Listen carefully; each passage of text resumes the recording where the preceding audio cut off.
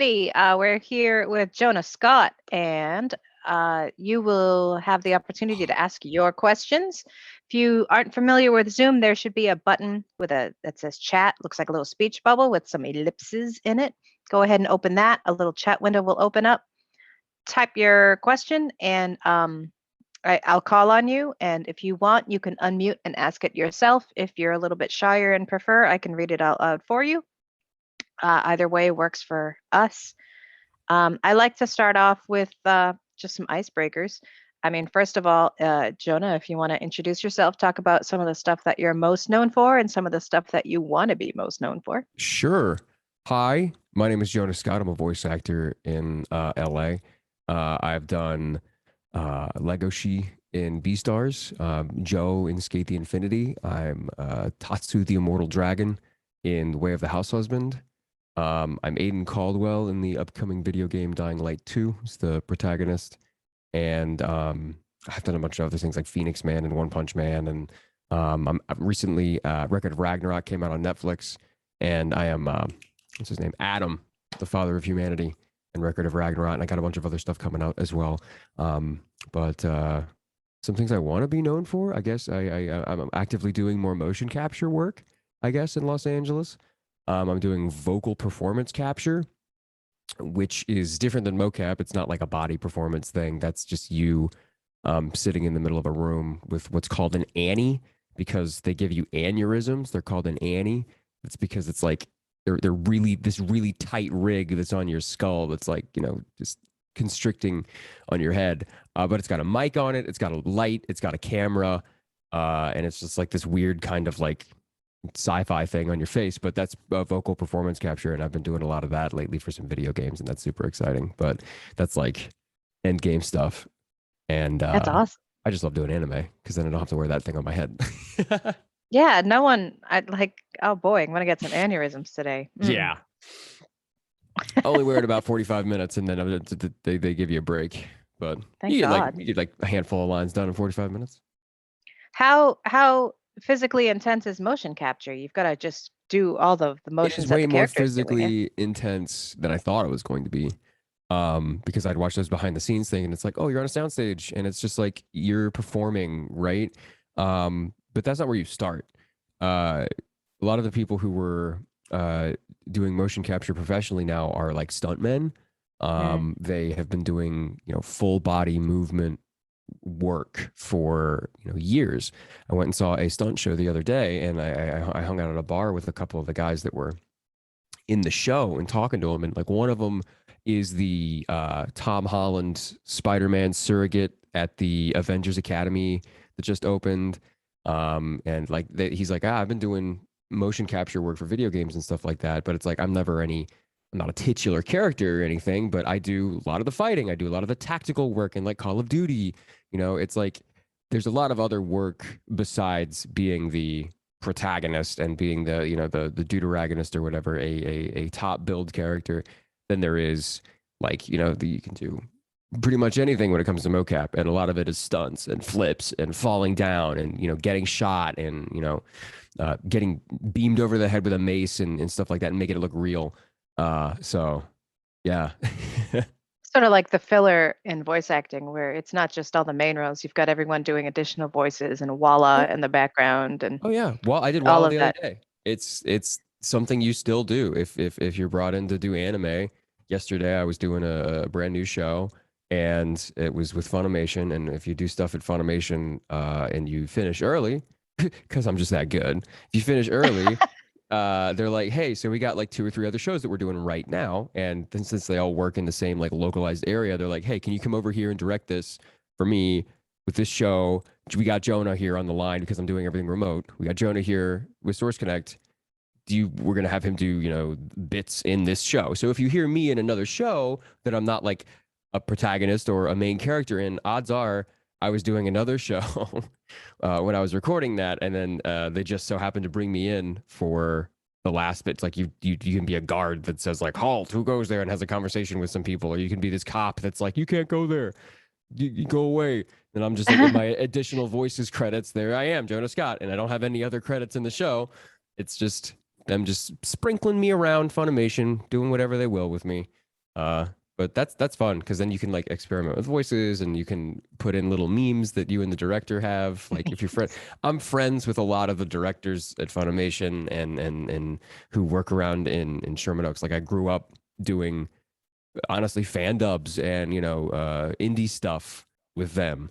And whenever I get to work with my friends, oh my god, I'm surprised we get any fucking work done. There's got to be some like entire stretches of episodes that are just in jokes for you guys. Oh yeah, there's entire Of course. shows that are just like, "Hey, dude, we're gonna make this a big joke," and they're like, "Okay, how can I help?" The thought of just like popping into different rooms in Funimation and like throwing your voice here and there reminds me of like the odds of Sting being in the studio next door when Dire Straits was doing Money for Nothing and just popping in and adding his Yep, voice at the end with that yep, money for nothing. yep. You're It's just there, so cool. and why not? If you have them there, why not? Hmm. We were talking with Bryn April yesterday, and she mentioned open source as being one of the things that sort of got added to the mix to help with the pandemic. I could talk for hours about what the pandemic did for me because my career started literally the same year that the pandemic started to take. Like last year, I was like Mm, Lego Sheet came out in Beastars in like January of last year, and yeah, right at it the start of it, yeah. yeah, and I had not really done much. I had done like bit parts, and I had done like I was characters in Kengan Ashura and Netflix, and I hadn't really done anything major, and it was my first protagonist role, and I was like, oh, finally, I can you know start my career, and maybe somebody will pay attention to like the different kind of things that I can do with my voice, and like this is the voice that I am really proud of, and I'm glad people are able to get to listen to it. The good news is people were able to sit at home and watch Beastars.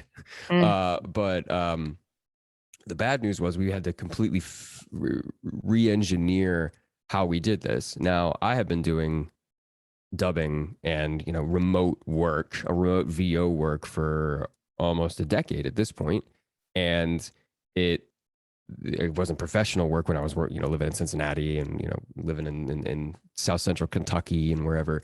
It wasn't professional work, but it definitely gave me the regardless of whether or not you're getting paid, you still had to figure out how to connect and you still had to figure out how to send emails correctly, and that's how I learned how to do what I do remotely. It was the people that were honestly older than us, the people who were in their 50s and 60s who had never ever even had to record their own auditions before that had an issue. There were people that entirely go to studios to audition. I've never done that. I have never gone into a studio to audition. I've never gone to my agency to audition. I've always auditioned in my house. And to not be able to go into audition, it was like every single one of those actors' worlds were turned upside down. So they had to learn mm, how to they had to get a computer that worked like this because a lot of them didn't even have computers that they did their emails on their phone. The computers, you got to get a computer to work. You got to get the interface to work. You got to get a microphone that works effectively. You got to get the cables. You got to figure out how to use Pro Tools or Adobe Audition. And this is somebody who's been doing this for nigh on 30 years. And suddenly you're asking them to learn an entire new skill set in less than a year that may or may not be like need to continue.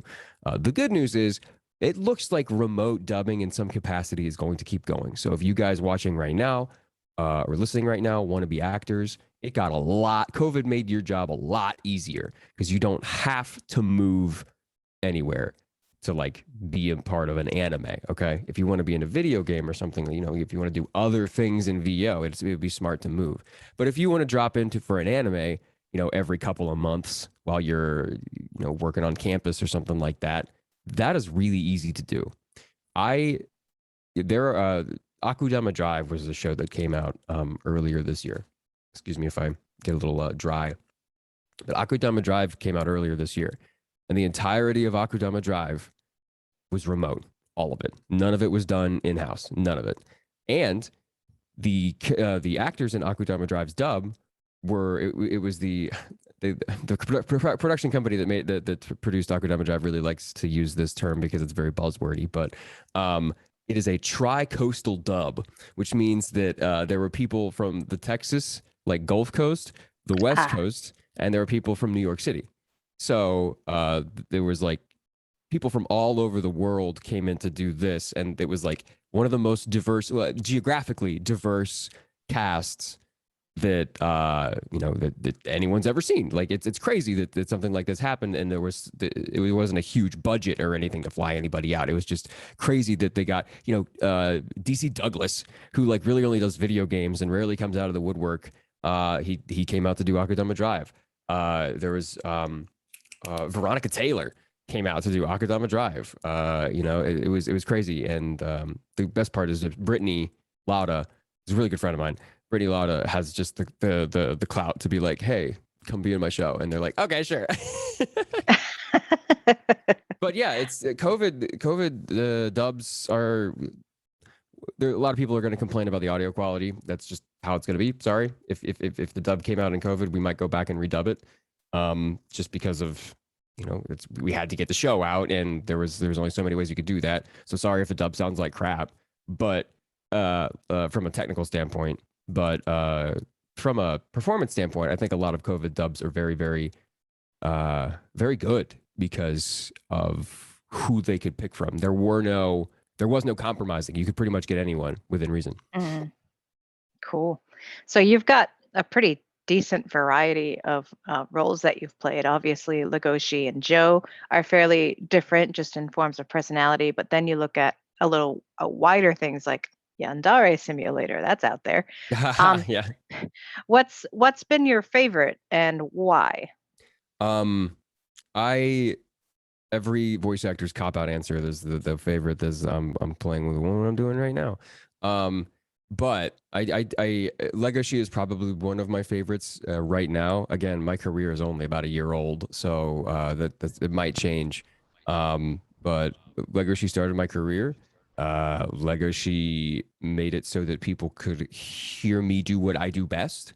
In a capacity that people would actually want to watch. It's a very entertaining show. It's not just like a fodder show where it's going to come out. It's not another isekai. It's just gonna. Yeah. This is a substantial show with a lot of thought and feeling into it, and a lot of effort that went into animation and everything. It is I had to do it right. So I'm very proud of Legoshi. Another character I'm very, very proud of is Aiden Caldwell in Dying Light 2 because the game is not out yet, but he was a character that I have been doing for almost 6 years. I was doing Aiden when before the game was even announced. I was the placeholder voice for the character. They liked my voice so much that they just kept me on and was just like, we're gonna let you do the main voice, and I was freaked the hell out at that. It's like, oh my God, I'm actually doing the damn thing. It's gonna be nutty. But yeah, those are my favorites, I guess. Joe is definitely up there. I mean, Tatsu, and then I can keep going and let me go on and list every other character that I voiced. But it's hard to pick a favorite. It really is. Yeah, they're like your kids. Yeah, they are. Tatsu had some lines that are just utterly ridiculous. That must have been so fun. Yeah, Tatsu was great. I that one because I had followed the manga before I Yeah. had even I saw the trailer for the show, and I was like, oh my God, that would be amazing if I got to voice Tatsu. But in the back of my head, I'm like, Keiji Tang's gonna voice his character. I know for a fact Keiji Tang's gonna voice his character. I'm friends with Keiji. It's not like I have any resentment towards him. It's just like, yeah, this character is built for him. But I don't know if he didn't get to audition or if I just got the audition. I got the audition from my agent. One of the first anime that I got from my agent that's like, hey, dude, I got this for you. Audition for it. Like, I had no idea this was even being auditioned. I thought the show was already recorded. And I was nervous as hell because it's like, this is another character that has to sound a certain way, and it has to sound this way, and you have to lean into the whole like straight man playing it for comedy. College comedy and improv definitely helped a lot with that because we had to mix up a bunch of lines and stuff like that. But yeah, Tatsu's hopefully I think there's going to be a part 2, which is great. Oh, good. It's exciting. And yeah, he's one of my favorite characters. That was a show that was so easy to binge. I just like turned it on and sat on the like couch 90 for a minutes. while. Yeah. Awesome. Alexandria wants to know what's your favorite moment between Joe and Cherry? That would be in Skate to the Infinity. Okay. I me and Damon are friends. We're pretty good friends. We went out to eat a couple days ago actually, and hung out for a few hours. And Damon voices Cherry, and we would record. One person would record first, obviously, and then the other person would record with them in their headphones. Usually, I was the one to record first.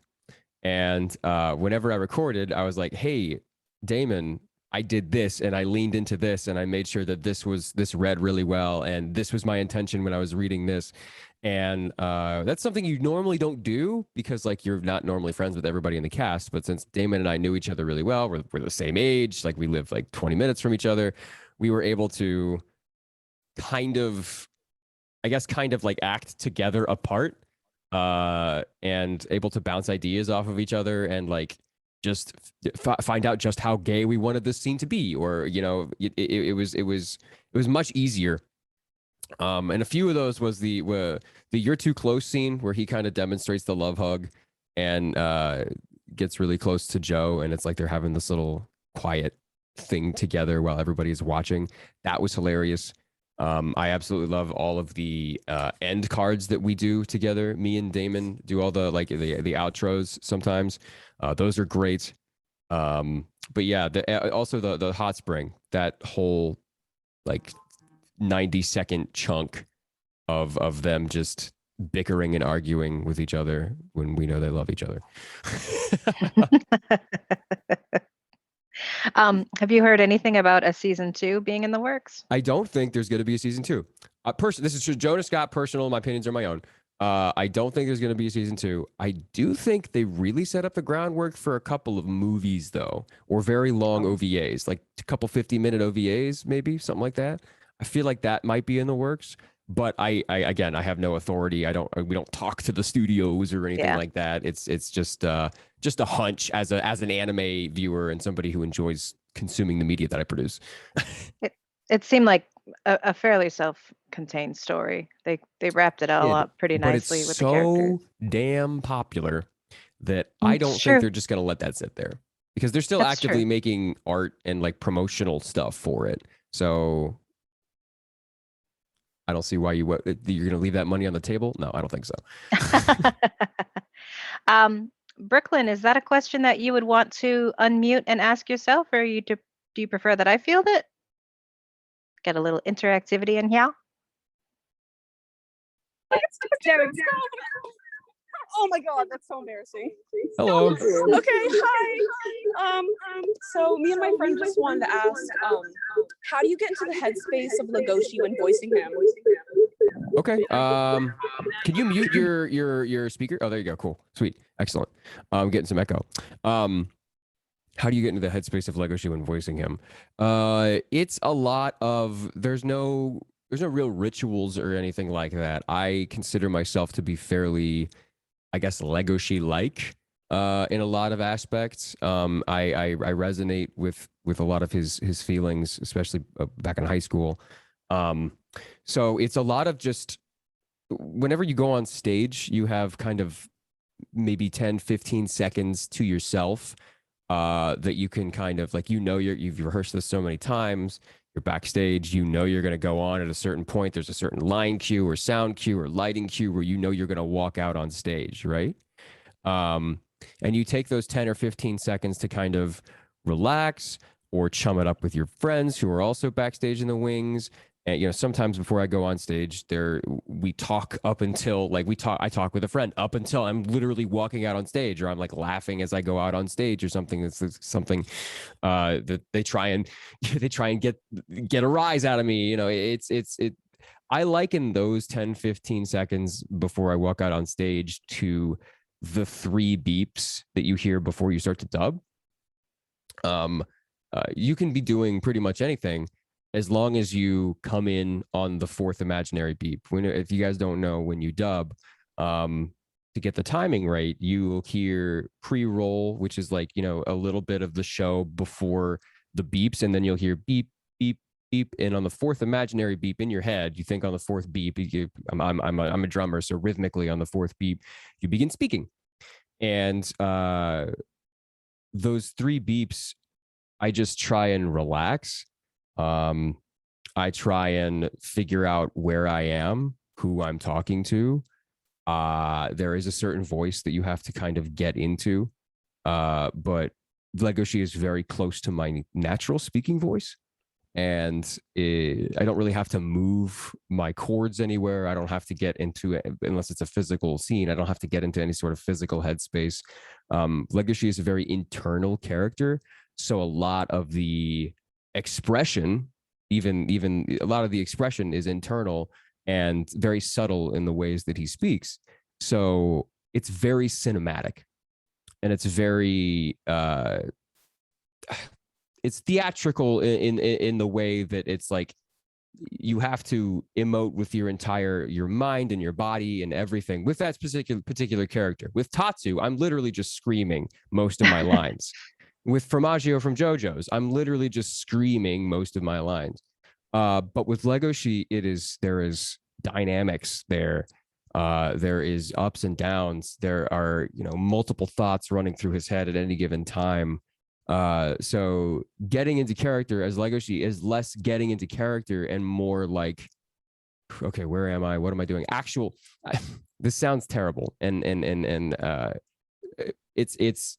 leans more towards the acting definition of acting than it does the like dubbing definition of acting. If that makes any sense. It feels more grounded and real. And that's the headspace that you have to get in, rather than like, I'm a gray wolf and I'm sad. It's like, and now go.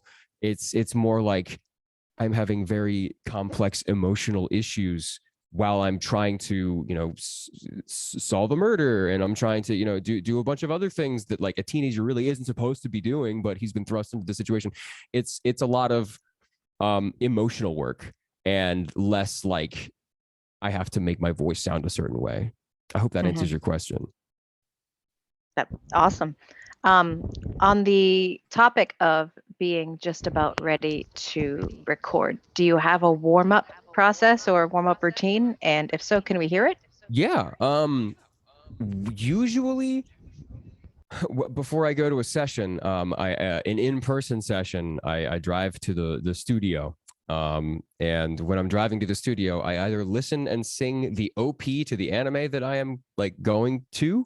So I try and find the OP. When I was doing One Punch Man, that was really fun. When I was doing Kengan Ashura, Kengan Ashura was really fun because that OP is lit. Beastar's OP is really, really good. And it's actually a very good vocal warm-up to sing because it's got wide range. I'm going to, when I go to record, when I was going to record Dying Light 2, I don't know why, but I very much resonated with the Beastie Boys for that video game.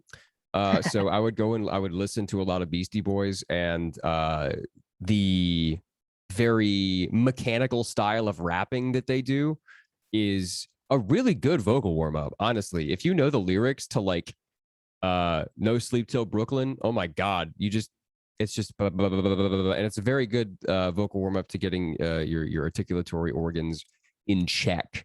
But a lot of the stuff that I do whenever I just have like, whenever my agent's like, oh, Jonah, by the way, they need you for tomorrow for a session at like 3:00.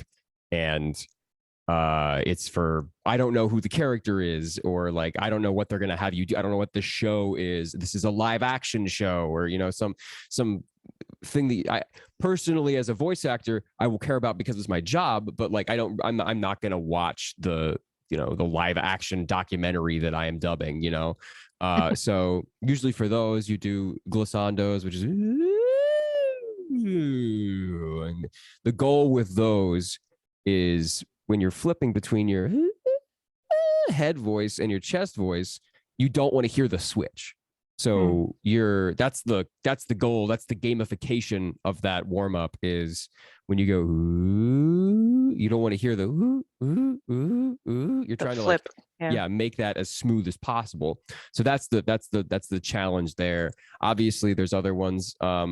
There's a scale that I do that nobody else that I know of has heard of, because I ask people, I'm like, do you know this? Like, is this something that you learned in vocal class or something like that? But I watched Jurassic Park 3, and I know this sounds really weird. I watched Jurassic Park 3, and there's a plot device that's the satellite phone.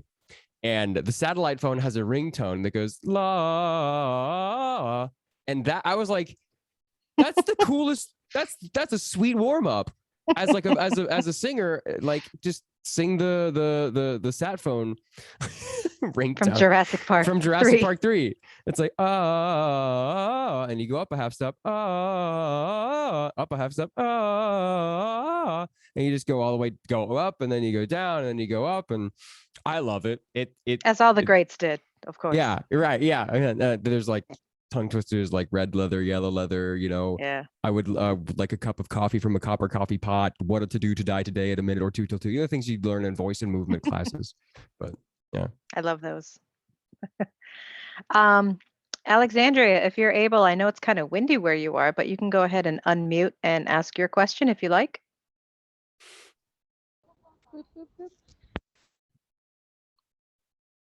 We can kind of hear you. Yep, go ahead. Okay. Alas, Alexandria, come back. no. Oh no. There you are. There we go. You're gone again.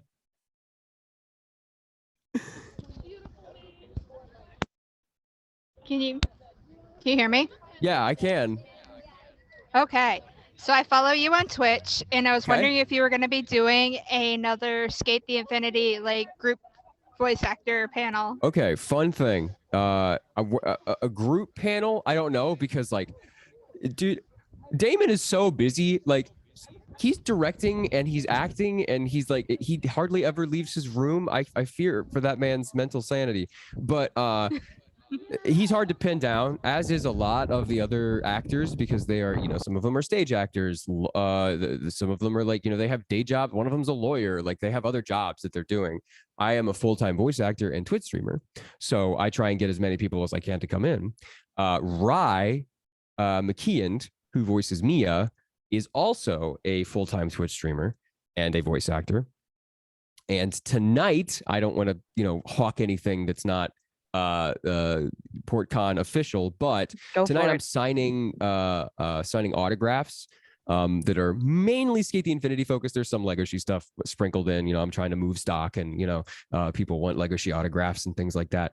But me and Rye are just going to be hanging out tonight, signing autographs. So I guess that kind of counts. At like 5 p.m. PST, we're just going to be in the same Discord chat. You know, vibing, signing autographs. Answer I questions. may or may not have already bought your autograph.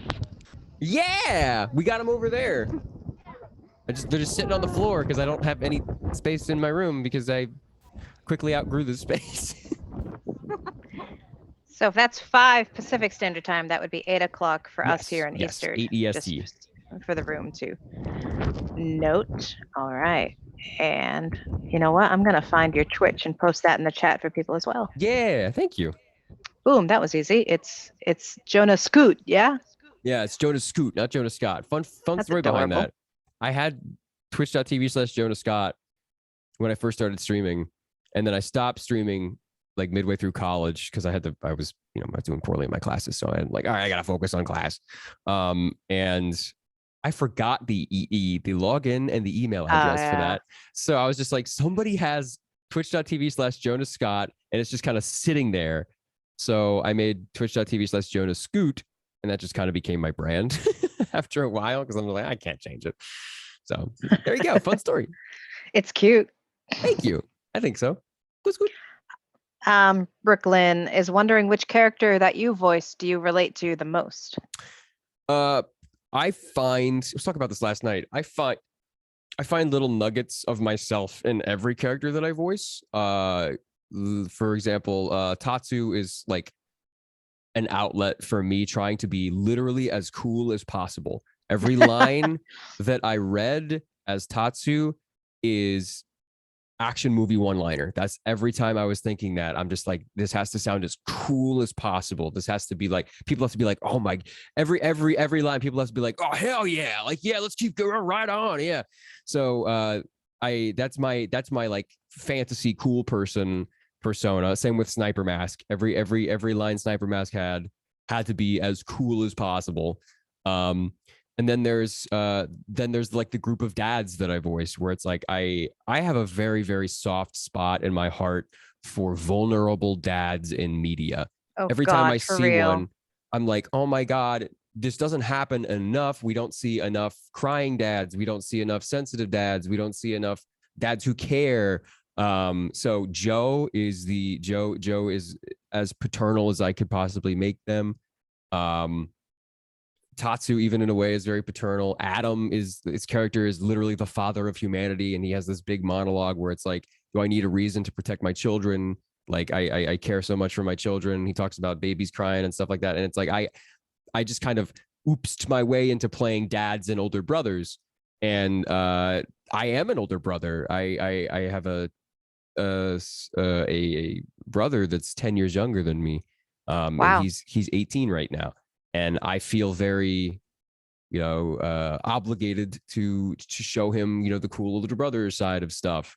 And so I resonate a lot with that. Legoshi more so emotionally, because like in high school I was in a lot of us in high school I was in the same position as him. I was figuring things out. I was trying to figure out who I was going to be, why I am here, a bunch of existential things. But from a like, I guess, an archetypal point of view, a lot of the characters that I voice are very paternal, and they have a lot of goodwill towards the people they're around, and I feel that way a lot as well. Now, on a similar thread, if there's any character out there, whether or not it suits your voice or whether or not it's already been done. Now, assuming you wouldn't need to murder the person to take the role, what's the role out there that what's your dream? What's the one where you think like, oh man, I could have killed that? Vincent Valentine from Dirge of Cerberus. Ooh. They're remaking a lot of that whole era, and I have a feeling, me and a few other actors, I have a feeling they're like, dude, if Vincent ever is up for grabs, you need to figure out how to audition for that. Because I'm like, I wouldn't kill, but I'd get really close to play Vincent Valentine. Please, video game gods, grant me the favor to at least audition, please. I think I would kill Vincent. He just has Everyone to sound wants cool. to manifest that into being. Yes, Just big Vince take energy. a minute. Yeah, take a minute and big Vince energy. Sending it toward California like a spirit bomb right now. Thank you.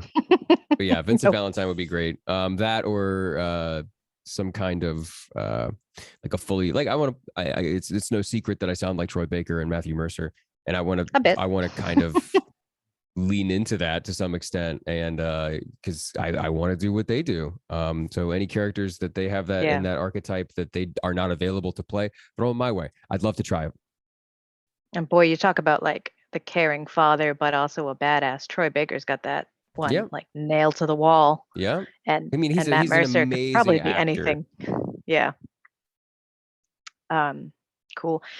Do you play any video games or tabletop? Yeah.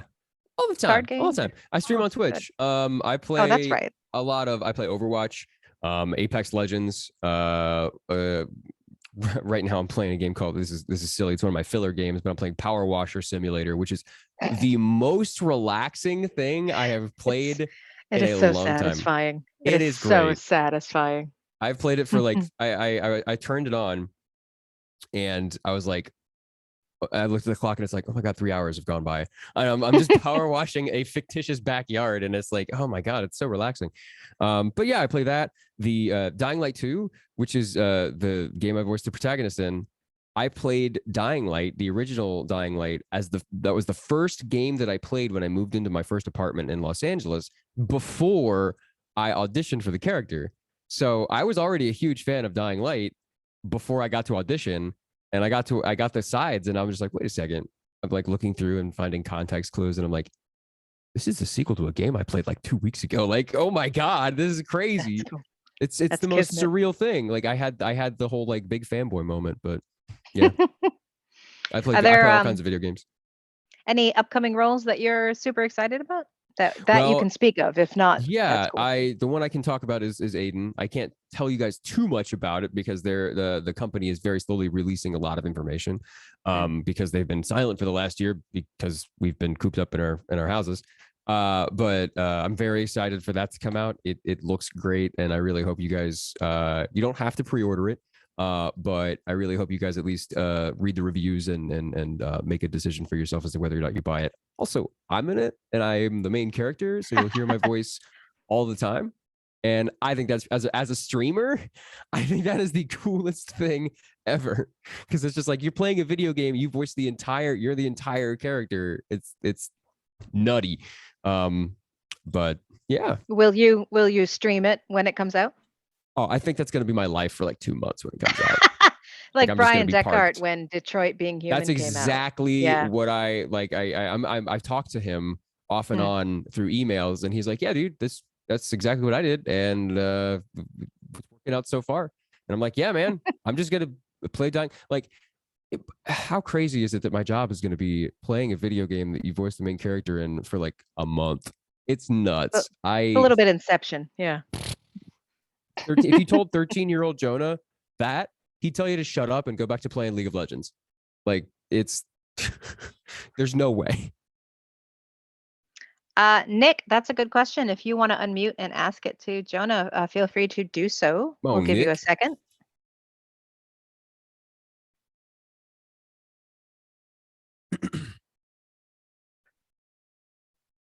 There, Nick? Oh, on a train. Okay, cool. All right. Choo-choo. Totally cool. So Nick's question was, what's it been trying to do voice acting gigs over the pandemic? And we touched on this a little bit more, but if you wanted to expound. Oh, I got my font of information on this. I was in the thick of it. I was just starting my career and trying to network and stuff like that as things got bad. And I don't have a booth. I don't have any fancy whisper room. I don't have a studio bricks. I didn't pay, $3,000 for, I don't have that kind of money. I didn't pay $3,000 to have this 1-ton booth brought up into my room. Now, some of my friends have that because they're living with other actors, or, they can split the bill, or it will get a lot of use because there's a lot of my buddies, I have a handful of friends that live together in a house. They're all well-known voice actors, and they all work for a studio, and they have one booth, and that booth is in use all the time. They have to schedule around using that booth.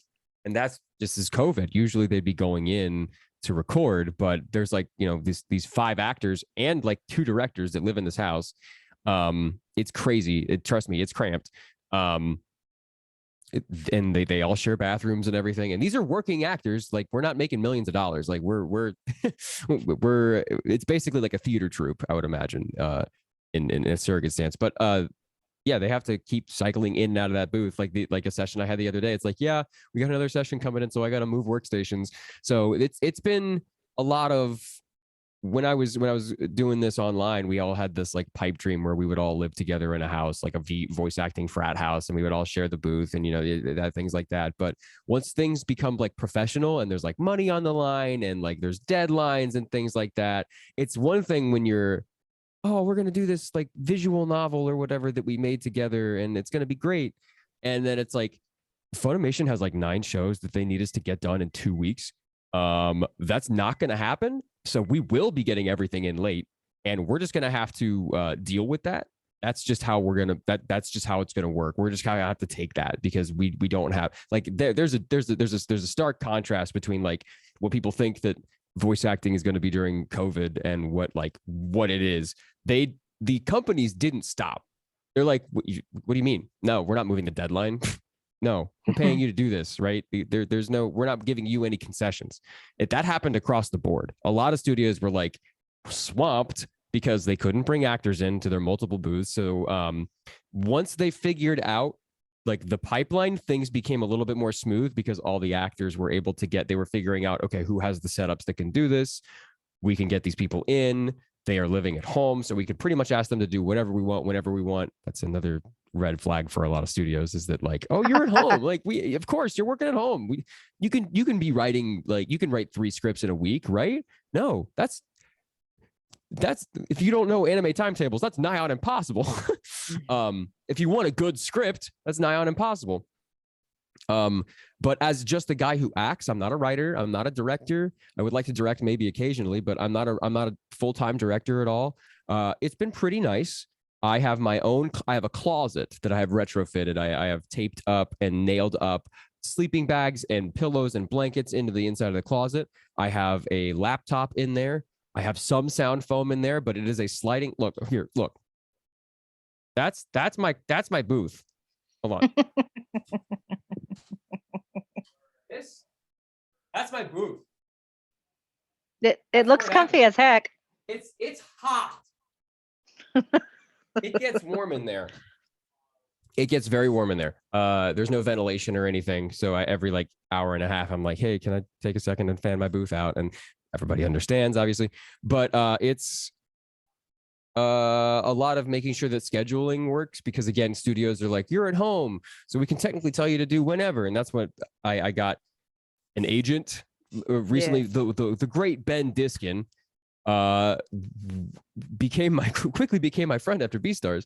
He's a great guy, and he got me my first agent. And he's like, hey dude, you don't have representation, let me try and help you out with that. And he got me my first agent, and my agent is the one who schedules all my anime now, so they can make sure that the schedule is perfect, and I don't have to worry about, like, I can worry about scheduling conventions, or I can worry about, scheduling signings and other things that are on the other side of being an actor, or like scheduling, indie things that I can work around. But COVID dubbing, I could do it, and I actually am in other conventions. I'm doing entire panels on what happened during COVID, and it's still working. Again, I don't think this is going anywhere. If you would like to try and do dubbing, get in contact with a director, because most of the, especially Funimation, most of the directors do the casting. If you want to get in contact with the director, I'm not giving you guys any emails, but if you want to get in contact with the director, I'm sure that if you have the chops and if you have the credit, like, they'll give you a shot, because you have the space that works, they'll give you a shot. We've heard a lot this weekend about the importance of demo reels and agents and what. Also, if it helps, every voice actor we've talked to this weekend also has the sound closet. Oh yeah. So... Oh yeah. And it works.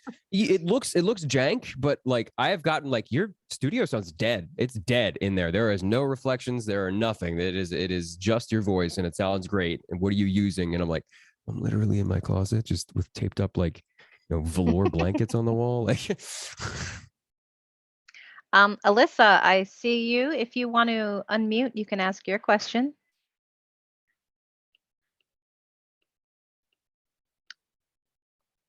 Or we can ask for you if you're, I think you may not be in the room anymore, so I'm going to ask it for you. Okay.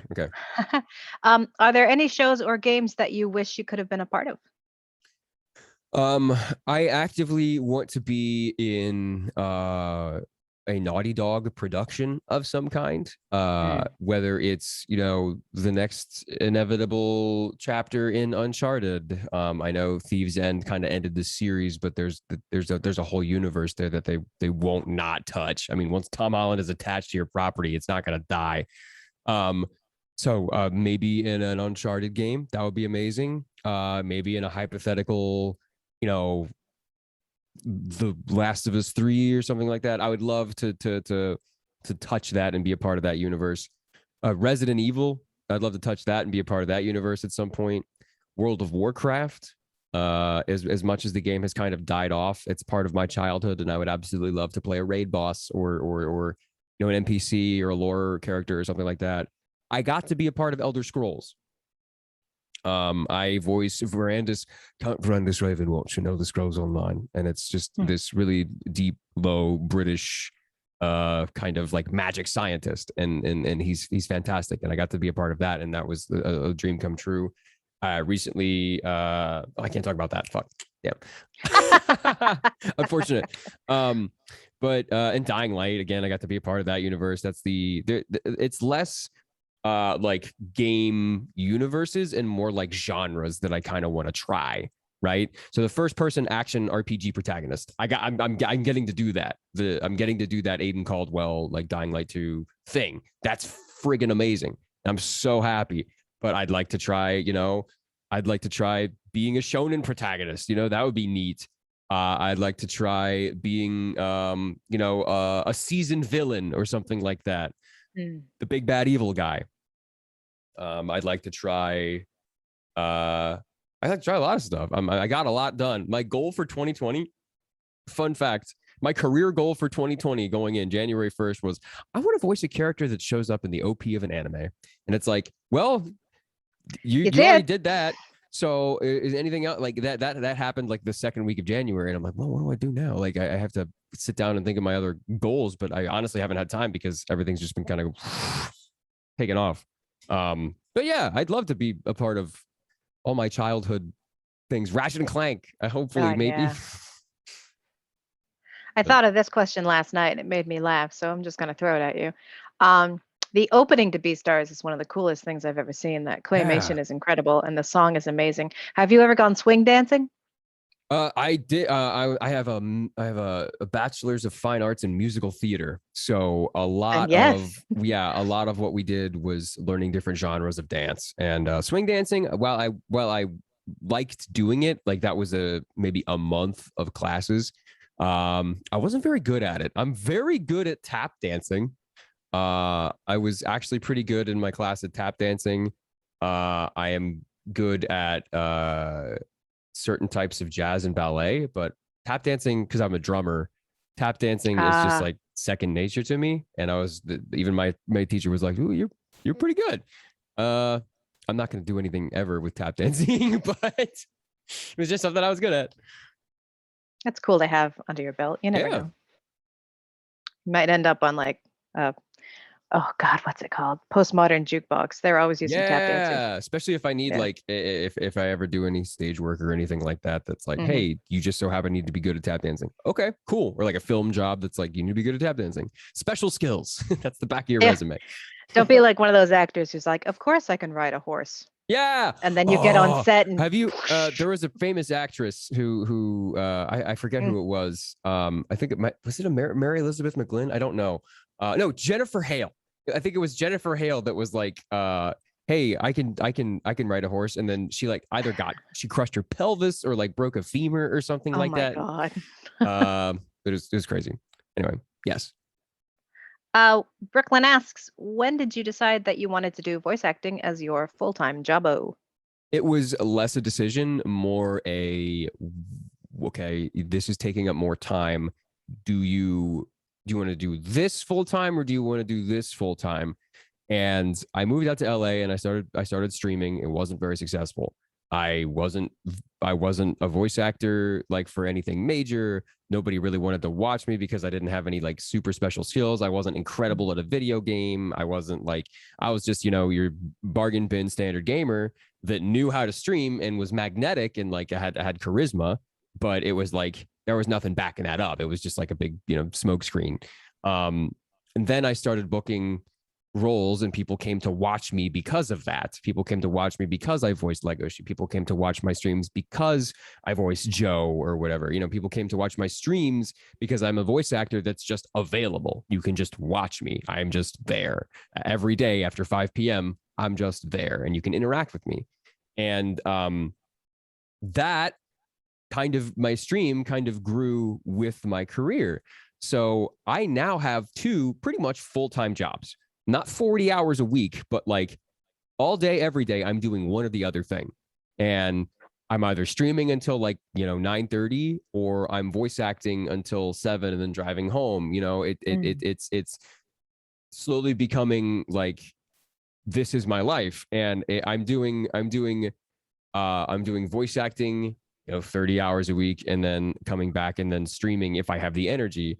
And, it's crazy how both of these things kind of became, I'm less a voice actor or a streamer and more a voice actor streamer, where it's like, I'm doing all these major roles, but I can come back and be real and genuine with you guys and be like, hey, like, isn't it cool how how we pulled this voice off, or isn't it, you can come and ask me pretty much whatever you want, and I will be real with you. If you ask me a silly, like, this is my stream is a very Jonah area. So if you don't know my personality, it's not going to be my con persona where it's like I'm muting myself, I'm censoring myself. I'm answering questions. I'm here for a reason. This is me. Well, I love doing conventions. This is a job. But when I go to stream, you're just hanging out with me as a buddy. Like I'm as real as possible. And sometimes that, I cuss like a sailor. It's a fun time. If you ever watch any like mainstream Twitch stuff, please come watch my stream. It's pretty interactive. I talk to chat all the time. Tonight I'm doing mostly signings, and we're just going to kind of vibe. But yeah, it less became, I want to be a full-time voice actor, and more, you are now a full-time voice actor, and you are also a full-time Twitch streamer. If you want to keep the stream up, you're going to have to keep streaming, right? Because I could just come back from work and just be like, well, it was a point where it's like, do I need to make money? I had to make money to survive, because when I was living in LA for the first few years, it was like, you have to make money or you won't make rent. You have to find jobs or you won't eat. You have to make sure that you eat. I was begging on Twitch for years for like pizza and stuff. Like, people would like send me pizza, and that would be my friends that were trying to like crowd fund my career. And now I don't have to worry about making rent as much, right? I have a little bit of runway, and I can be like, all right, so now I can focus on streaming, or I don't have to take this VO job, and I can stream these 4 hours. You know what I mean? So it's juggling the two things. And I'm sure other people like Alejandro and Josija and, the people who have the same vibe as me can give you the same answer. I just actually went over to your Twitch, and one of the videos that comes up in your highlights has actually been recommended to me a couple times. No So way. to see it again, I was like, oh yeah, it's the thirst tweet one. Oh, everybody loves that. I put out a new video. I put out a new thirst tweet video last night. The second one, and the third one, we're gonna get other actor in on it, another popular anime voice actor in on those thirst tweets. So tantalizing. We've got about 5 minutes left, so I'm just going to open this one up to you. Is there anything that you want to talk about? Any upcoming things you want to plug other than Twitch? I think we've plugged that a couple times. I'm always willing to do it some more. Or friends that you want us to flock to, or life mottos, recipes, anything, honestly. Recipes. I make a mean pork katsudon. Obviously, if you want to hang out with me more, join my Twitch community, please do. I know I've been hammering this home, but again, it is my like second job. So we have a wonderful Twitch community with over 5,000 members. If you go to Twitch, you can find a link to the Discord. You can find everything you need just on my Twitch page. We are very active every day. There's always something going on. Like a couple days ago, the entire Discord got together and all watched Space Jam together and like shared a bunch of Space Jam memes. It was great. But follow my friend, Ryan McKeon on Twitter. He is streaming with me tonight. We're signing Skate the Infinity stuff. Damon Mills on Twitter as well. Alejandro Saab on Twitter as well. Let's see who else. Kellen Goff on Twitter. He's a very good friend of mine. We talk almost every day. Lauren Landa. Please follow Lauren Landa. She does not get enough credit. I love Lauren Landa. She is one of my best friends. She has helped me through so much. And ever since Beastars, she has kind of become like the surrogate mother to me, and she's fantastic. Please go follow Lauren Landa. She is in Scarlet Nexus, which just came out, the JRPG that just came out, Scarlet Nexus. It is fantastic. It is Bandai Namco's best attempt at a platinum game. So go play it. The gameplay is amazing. Story is a JRPG story, but it is a very, very fun game to play, and she plays one of the main characters. So go listen to my good friend Lauren Landa in a video game. She's great. Nice. That's pretty much. I think that's all I want to plug. Let me see. Yeah, that's about it. Yeah, there you go. You found it. Sweet. Yeah, Lauren, it's they're fairly self-explanatory, these actor Twitters. Except mine. Why is mine I'm Mr. Transistor? That's a fun story. Yeah, I just saw that and I thought that can't possibly be him. But yep, Kickflip Muscle Dad. There you That's are. me. Yeah, I'm Kickflip Muscle Dad. I'm Mr. Transistor was this character that I would do backstage to warm up my friends whenever we had a show that night. And it was this like over the top radio announcer kind of guy. And he was Mr. Transistor. And he would host these radio shows and we would improv people calling in. My other buddies we were all in, it was hilarious. It was so funny. We would all be in this like our costumes for like Get Up or like whatever. We were doing a pirate show in like 1883 and we were all dressed as like these pirates backstage, and we would like do these like stupid voices of callers calling in dressed as pirates. It was so good. It's like, hi, yeah, I need to figure out, like, it was people all doing these silly voices dressed to the nines as like a pirate king or something like that. I thought it was so anachronistic. I loved it. So for hijinks such as that, be sure to follow Jonah Scott both on Twitter Yeah. and on Twitch, and just go see who he follows and follow all of them too, because there's some gold in there. I'll tell you. But other than that, I just want to take the last minute to thank you 100,000 times. Yeah, of course. Thank you for doing what you do and bringing characters to life so that we can know them and love them. And for joining us at PortCon. If you ever find yourself up in the Northeast, reach out to anybody. We're super friendly up here. So anyone will take you out for a moxie and a lobster roll and a whoopie pie. Oh, yeah. Cool. You've got access to the rest of the con. So if you have time and you're not streaming, pop in on any other panels, any game shows you want to watch. It's all there for you. So thank you so much again. Yeah, thank you guys. I'll see you guys. Okay, everybody say bye. Bye.